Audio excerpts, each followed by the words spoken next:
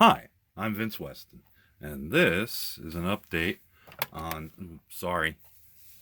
my birthday build for the birthday build group build.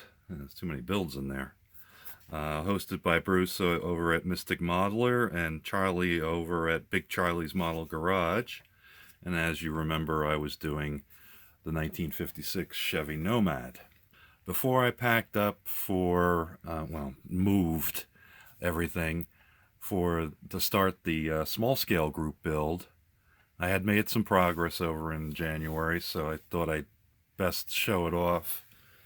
One thing I remembered a long time ago, I bought this PE set from MCG, from Model Car Garage, and it's got a fret. I don't know how much of it I'm going to actually use. I don't know if so I'm not that familiar with it, but there's a few pieces in here, like the scripts and things like that, that I'd like to use. So that's one part. I dug that out of my PE stash. Let's see. Basically, I did get a lot of the parts primed. As you can see, I did black on the sprues of things that are going to be dark colors. And there's the exhaust system and stuff. Kind of big from this direction. Not better to fit in the frame. Anyway, so I've got that all primed. So I'll be able to start on that. I got the body and the interior primed. And I'll show you one piece of that later. And the rest of the interior pieces primed in white. I wanted to use white because I had two color schemes I was thinking of, and the main color I want to use, as I probably mentioned before, is this aqua, which is kind of turquoise-ish color. I don't know what you would consider it. Let's see if this makes any sense. There it is. And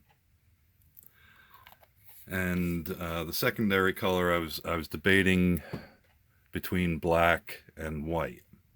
So I found on the internet these color my Nomad things and printed them out. So that's kind of, I mean, this is probably light to what it would actually be. I just brush painted these things pretty quickly. That's the way it would look with the turquoise and white.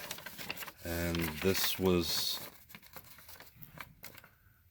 the one with turquoise and black. And I was kind of leaning towards this. I think it looked a little sharper, but my boss overrode me, and she told me that I should go more traditional. So I'm going to do this color scheme using the white and turquoise. The wheels, of course, are not correct, but I just did that to see what the colors looked like together, so I wasn't painting something. That made it a little easier to decide. One of the main things I worked on was the frame and chassis. I guess maybe it's better this way. And at some point I was reading an article where they were talking about undercarriages and painting undercarriages, and they had said that there was, and I don't remember the car, that it was gray and it was speckled with black and white. So I decided to replicate that, and I think it looks kind of sharp. I kind of like that. So that's the beginning of my frame and chassis. And since some of it shows through, I also did the pan underneath. Oop, hopefully that's focused. Yeah, let's go that way. Maybe that'll focus better. So that's the speckled scheme that I'm going for. What else do we got? I think that's about it. Oh, I did get the engine done and painted. I once again used my Chevy engine red and painted the transmission with steel. So this is the block and valve covers. I still have to do some more, but I didn't get a chance to really get into that. Got my rear end glued together and primed.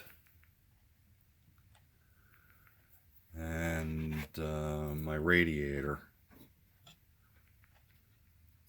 There's the engine side. And this is the front. I may have the horns incorrect. I'm thinking they probably should have been facing out, but when I was gluing it together, this seemed to fit better with them facing each other. So that's the way they're going to be. I still have detail painting and things like that to do on them, so still got a lot of work to go. The seats are also primed in white. Nothing big to do there. That's about as far as I was able to get in a couple of weeks. Working about an hour a day, since I have to hold down a job. I gotta pay for this habit somehow. That's all I got. Thanks for watching, and we'll talk to you later. Bye-bye. Thank you for watching Vincent Weston Models Foam the Dungeon.